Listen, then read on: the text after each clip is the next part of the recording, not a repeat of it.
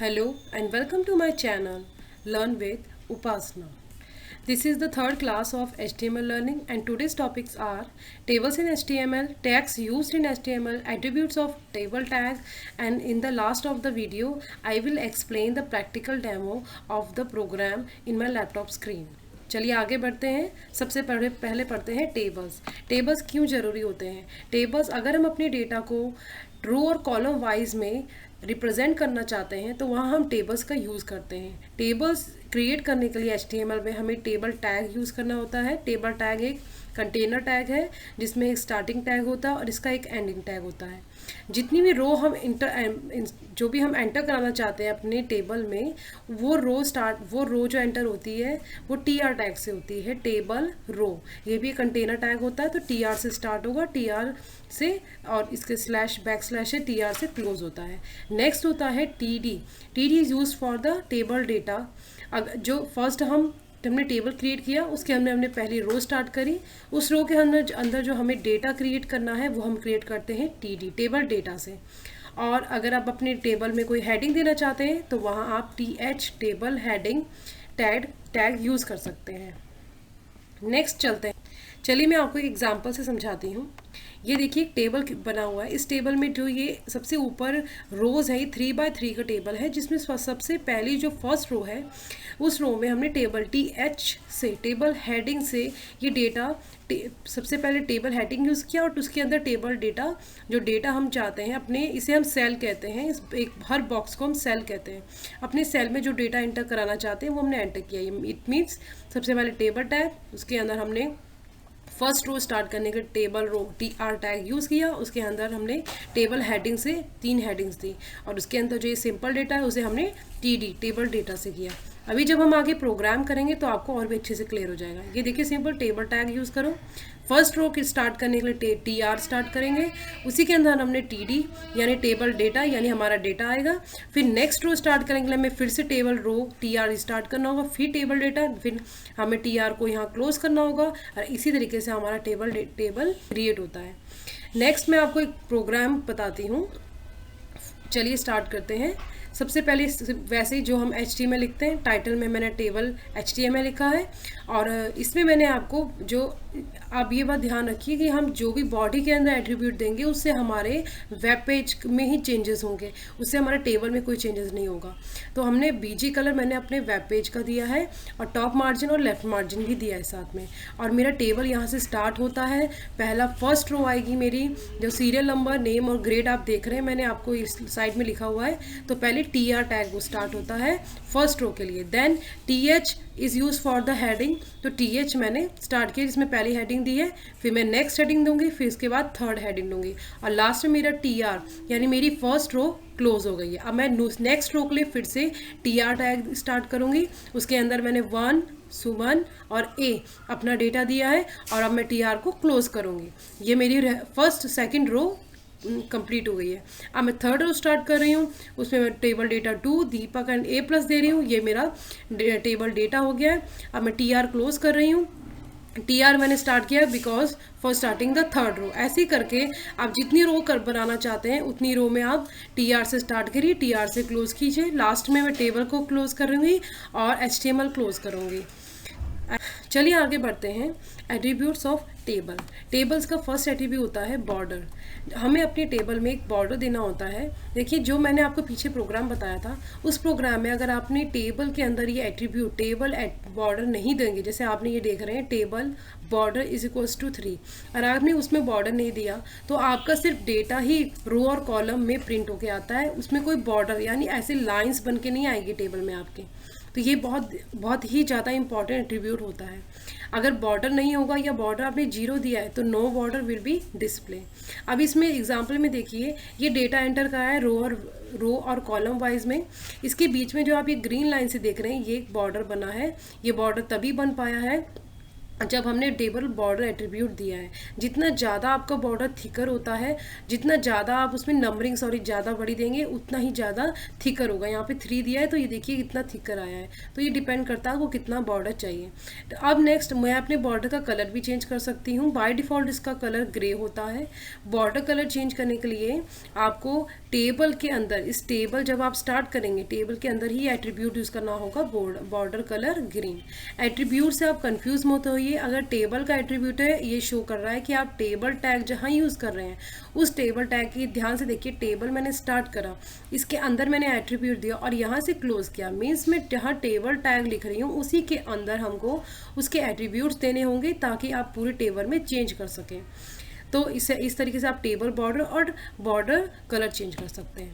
Next BG colour.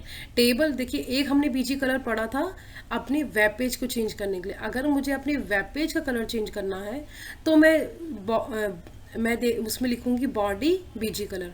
लेकिन यहाँ मुझे चेंज करना है अपने टेबल का बीजी कलर, यानी background colour of my table.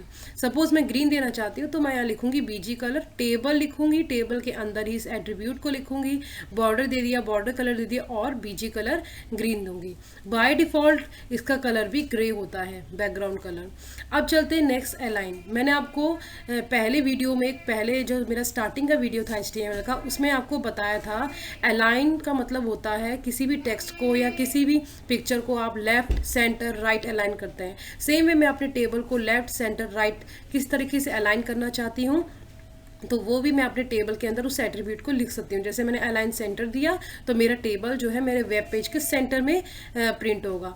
अब नेक्स्ट आता है कि अगर आप टेबल के अंदर जो सेल है, ये जो सेल है इसके अंदर के डेटा को भी आप लेफ्ट सेंटर या टॉप इस टाइप से अलाइनमेंट देना चाहते हैं तो इसके जब हम टेबल स्टार्ट करके जब हम अपनी रो स्टार्ट करते हैं तो और अपना डेटा स्टार्ट करते हैं तो उसी TD यानी TD जो टेबल डेटा का जो टैग है उसी के अंदर आप अलाइनमेंट भी दे सकते हैं। अभी जब हम लैपटॉप में ये प्रोग्राम करें आपको बिल्कुल अच्छे से क्लियर हो जाएगा। नेक्स्ट बढ़ते हैं cell spacing. This attribute adjust the space between two cells. दो सेल्स के बीच में, मैंने आपको अभी बताया था सेल किसे कहते हैं। सबसे पहले ये जो बॉक्सेस बने हैं इसे हम सेल कहते हैं। सपोज मैं जाती हूँ, मेरा डेटा इस टाइप से प्रिंट हो कि ये फर्स्ट सेल और ये सेकंड सेल, इनके बीच में अच्छा खासा गैप हो ताकि जो भी है मेरे डेटा को देखे वो उसको क्लियर समझ आ जाए कि ये क्या लिखा हुआ है।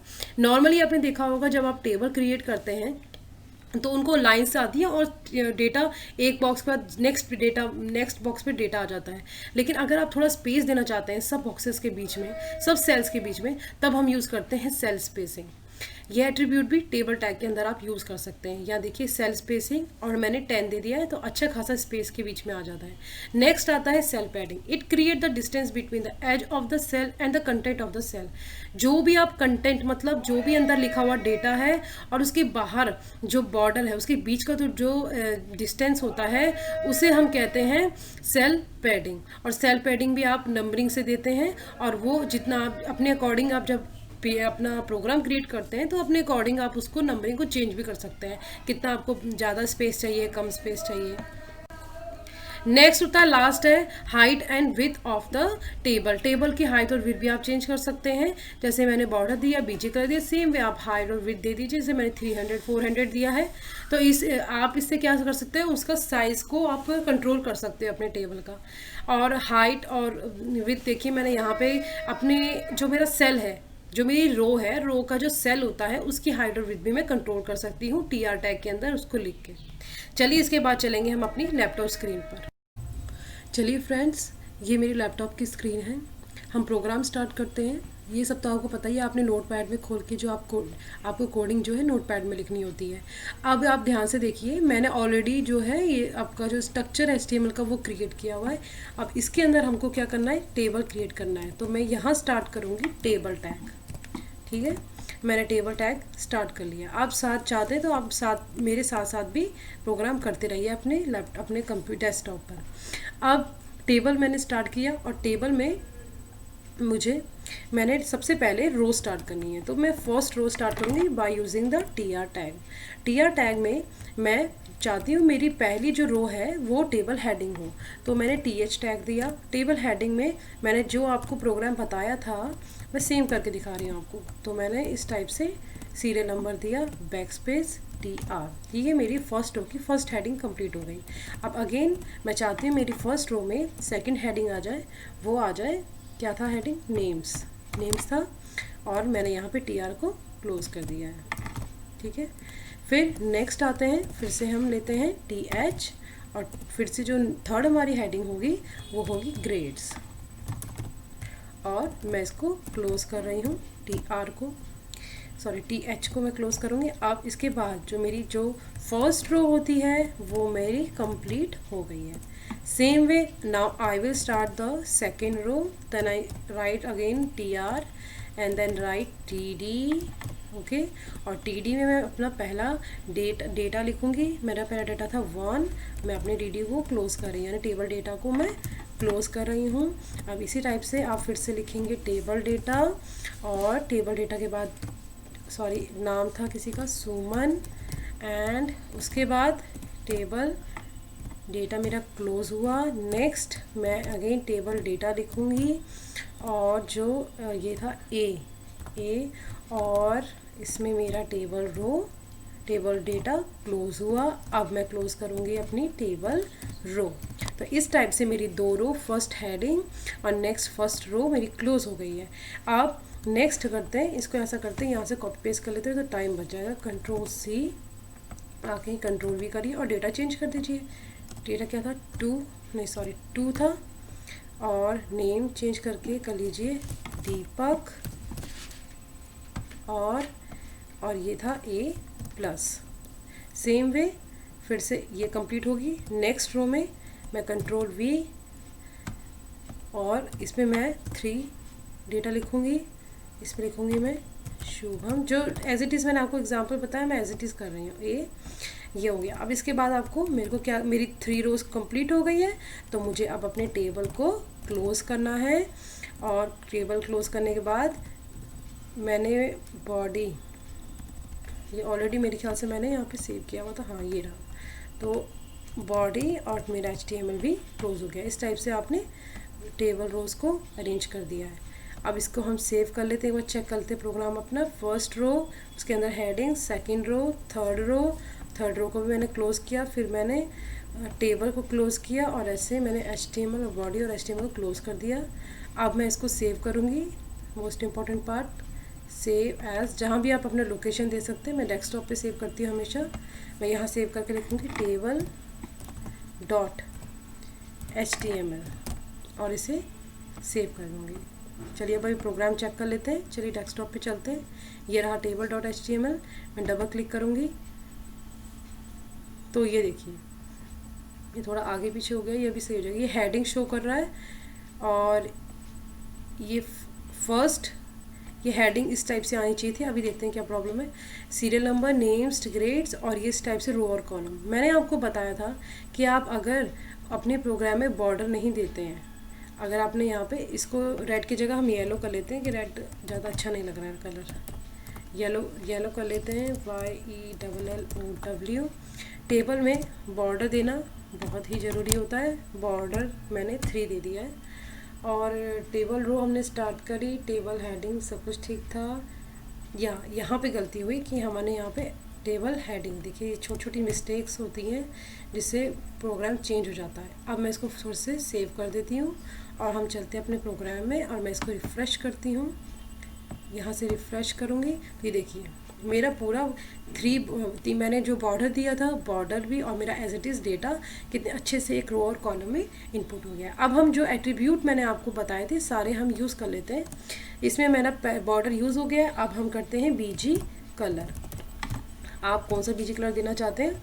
सपोज़ मैं देना चाहती हूँ रेड, तो मैंने BG कलर रेड दिया है। और कौन सा था? बॉर्डर कलर था। बॉर्डर कलर मैं चेंज करती हूँ। बॉर्डर कलर चेंज करके मैं दूँगी, सपोज़ मैं ग्रीन देना चाहती हूँ। BG कलर मैंने अपने टेबल का कलर रेड दिया, और बॉर्डर कलर मैंने ग्रीन दे दिया। और आप एक और भी चीज़ यूज़ कर सकते हैं, सेल स्पेसिंग मैंने यहाँ पे दे दी है 10। और एक था cell padding, PADDING, cell padding is equals to मैंने 10 दे दी है। अभी फ़िलहाल इतने एट्रीब्यूट्स करें, उसके बाद देखते हैं। फिर सेव कर दिया मैंने अपना प्रोग्राम और यहाँ जाके मैंने रिफ़्रेश किया तो ये देखिए मेरे टेबल का कलर हो गया रेड और उसके बीच में देखिए सेल पैडिंग, सेल स्पेसिंग, अब कितना स्पेस हो गया है सबके बीच में, अपने डेटा और सेल के बीच। सेल में देखिए कितना खुला खुला दिखाई दे रहा है, कितना साफ साफ दिख रहा है। तो ये होता है, ये चेंजेस आप करते हैं। बॉर्डर भी आपने दे दिया है, सारे एट्रीब्यूट आप यूज़ कर सकते हैं। और कौन सा एट्रीब्यूट रह गया है, हाइट और विड्थ का। टेबल की हाइट और विड्थ भी चेंज कर सकते हैं। HEIGST हाइट मैंने दी है 300 और विड्थ WIDTH विड्थ मैं दे रही हूँ 400। ठीक है, आप इसको नेक्स्ट लाइन में भी कर सकते हैं। और इसको मैं कर देती हूँ Ctrl+S सेव और मैं जाके इसको रिफ़्रेश करूँगी तो ये देखिए कितना मैंने साइज़, इसका अच्छा खासा साइज़ बढ़ गया है। तो इस टाइप से आप अपने आप ही चेंज कर सकते हैं। जैसे मैंने आपको एक और बताया था टेबल रो में भी, तो इसमें भी विथ आप 50 कर दीजिए और HEIGST हाइट में कर देती हूँ 60।